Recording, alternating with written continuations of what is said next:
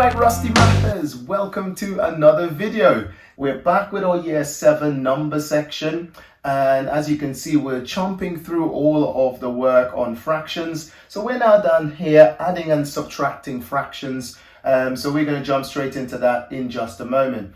If you are new to the channel, welcome. Please don't forget to subscribe down below. It's really important to us that you have subscribed. If for you it's just a click, but for me, I can feed my kids possibly, who knows. At the minute I can't. So just click subscribe. Okay, so anyway, if you've missed any of these videos and you want to see them all in one place, I'll leave a link up here to the playlist where you can see all those videos in the order that I have done them. So this is my curriculum I'm going through. I choose what order to put the maths in because I know how this stuff works. So it's really important you follow it in that order. Anyway, let's go straight into adding and subtracting fractions. Before we continue, please don't forget to subscribe to this channel and hit that notification bell so you will know as soon as a new video has landed. Now at school, your primary school teacher probably would have drawn you a picture like this, and then they would probably start doing things like shading in particular parts of it. So I'm just going to do a little scribble of it there. So this is my pizza, and I've shaded in 1/8 of the pizza. And then your primary school teacher might actually go, okay, let's shade in another 2 more. And so now you've got shaded in another 2/8.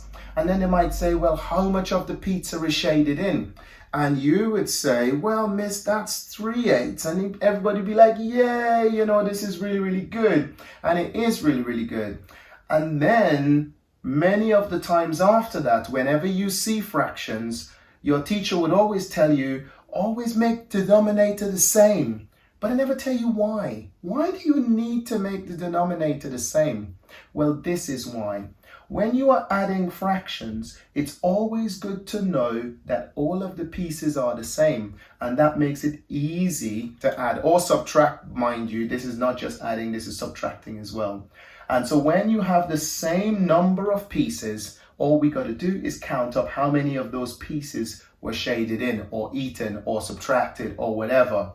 And that is why you need to have the same denominator. So job number 1, if the denominator is the same, so if the same, just add the numerator. That's all. If the denominator is the same, just add, I should say add or subtract. Just add or subtract the numerator. That's it. Done. Okay. If it's not the same, however, then you'll need an intervention. Let's go and see what that intervention is. So now we're going to look at some different problems. So I'm going to stick with this for a minute. So let's just say I have got 2/5, and I'm going to add to that 3/20. 2/5 add 3/20. So you can see that the denominators are not the same.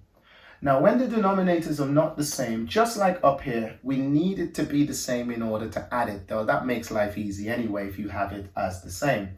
And to do that, I need to employ a little trick from equivalent fractions. If you've not watched my video on equivalent fractions, click the link up here, have a look at that one, because that's what I'm going to do here.